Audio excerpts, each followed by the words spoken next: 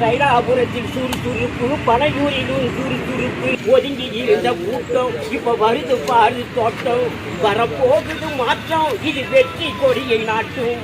டிவிய பாரு பரபரப்பு, பேப்பரை பாரு பரபரப்பு, ஐயா போடு வெற்றி கணக்கு புரியலையா உங்களுக்கு? இடஒதுக்கீடு கிடைக்கின்ற வரையில் ஐயாவின் போராட்டம் ஓயாது.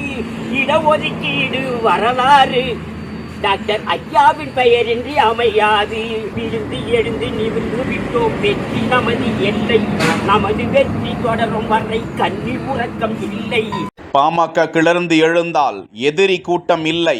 எங்கள் டாக்டர் ஐயா படைகளுக்கு ஈடு இணை இல்லை.